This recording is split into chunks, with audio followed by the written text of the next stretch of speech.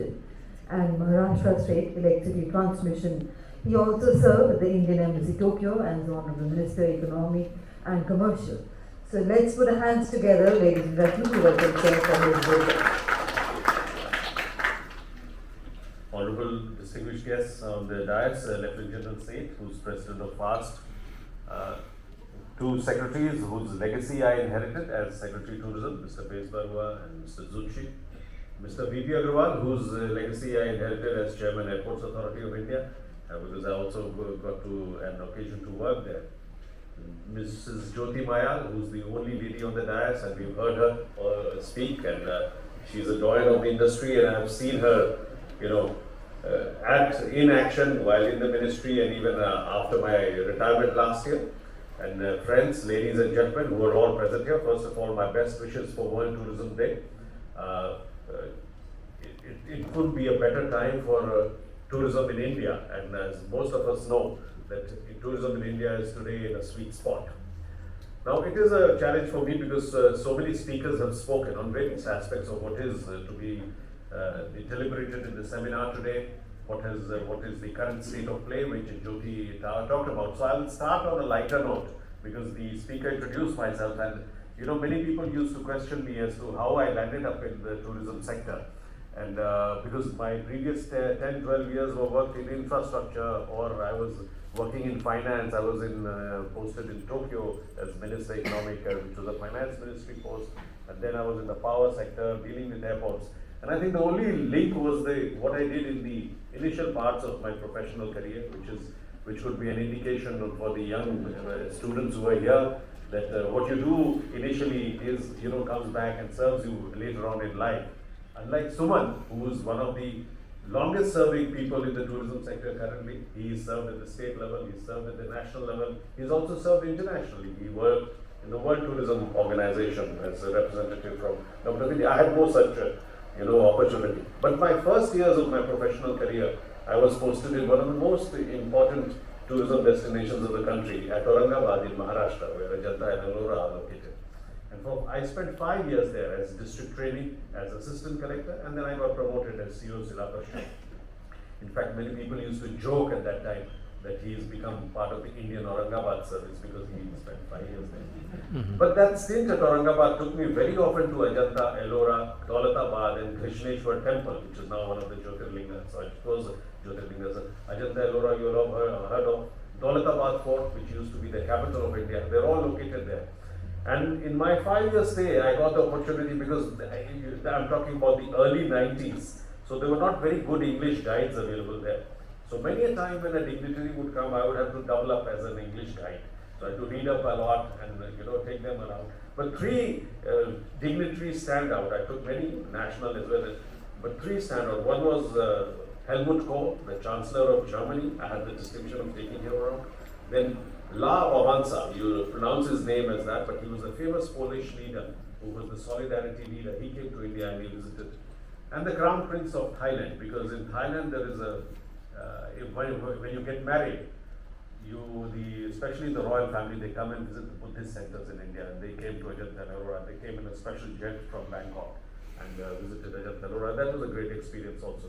But I think that experience of working as an English guide for taking people around Ajanta and Ellora helped me later on in life.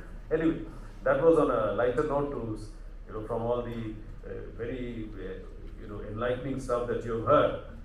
But going back to the theme of today's discussion, which will be discussed in the 2 sessions after this opening inaugural session, I think the background is what the work that happened in the G20, and I was in the thick of it last year during India's presidency. And currently the G20 is going on in Brazil, and I saw from the internet that the Tourism Ministers' Conference has happened, and on 21st they have accepted the final declaration. And I was glad that most of the themes that we had discussed in the G20 presidency in India have been adopted, and some changes have been made, which I'll touch upon, and I'm sure Suman will give you more details of that. But the 5 themes that we said should be priorities for tourism in the world last year during India's G20 tourism presidency were green tourism, which will be discussed today, and the whole idea is that we should have sustainable and renewable energy and green practices more into tourism, because We are seeing the impact of over-tourism in various parts of the world and in our country also, of the need for doing capacity studies, for carrying capacity studies, and the ill effects of over-tourism and non-sustainable tourism. Digital, tourism, because we have seen how the use of digital technology with the use of smartphones and the use of online media, social media that has come in, has transformed the tourism landscape. So we need to take it further, so that even areas which don't have broadband or internet penetration get that, and people are able to utilize the benefits of that. I'll just share with you. Last week I was in Surat, where a very ambitious economic plan was unveiled by the Niti Aayog, and one of the areas that they discussed was, even in Surat, which is a very prosperous part of the country, the most prosperous part of Gujarat, where an economic development plan along with tourism is being discussed.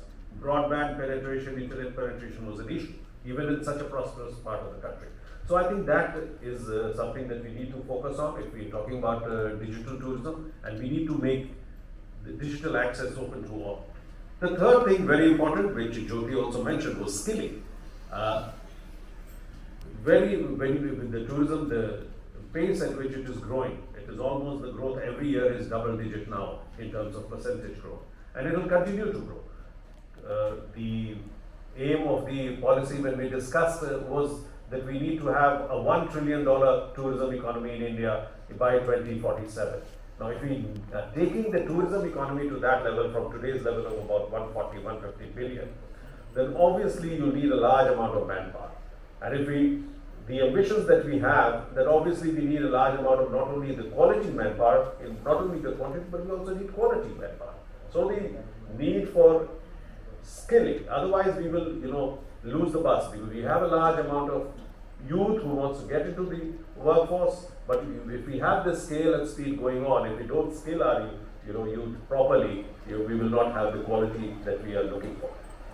MSMEs. Now, a large number, 70-80% of the tourism sector is dominated by medium and small players. The large players are there, they are the ones who are visible. We'll say in airlines, aviation, which is close to Jyoti Mayal's heart, then, or hotels. You see large online aggregators who are working. But apart from the large players, there are a lot of small players who are behind them, who are working in the background, and they need to be strengthened. Their capacities need to be, improved if we have to take tourism to the next level. Access to finance, the qualities of how to reach the market. All these things, they have to be supported. And so, apart from these four: green, digital, skills, MSMEs, the final priority was that we need to strengthen destination management organizations. Ultimately, you can do all this, but when you reach a destination and the local administration, the local management is not good, the whole thing is going to crumble. So we need to strengthen. And there are examples, globally and in India also, that strong destination management organizations that deliver the goods wherever it is required. It needs a combination of state, local, and the civil society, people who are stakeholders in the tourism sector and others, all them to get together and develop very strong destinations. And only strong such organizations at the local level will strengthen the ability and reach of people to enjoy the tourism facilities there. Now, I saw the declaration at Brazil, which has happened day before yesterday, 21st. They have agreed in principle with most of these things, skills, MSMEs. But one thing that they're very importantly changed that we did not discuss much during India's G20 presidency was the need for financing these initiatives. The need to finance digital initiatives, the need to look for good sources of finance for green initiatives, and I'm sure all these will be discussed today. And I wish the seminar all success, and I wish the further deliberations all success. And I'm sure that the deliberations today will prove useful to the ministry and other stakeholders in taking India's tourism further ahead of to reap the success it deserves. Once again, I wish you my best wishes for World Tourism Day, and thank you for giving me this opportunity. Thank you. Thank you very much indeed, sir. And ladies and gentlemen, it is now my honor to introduce our chief guest for today's seminar.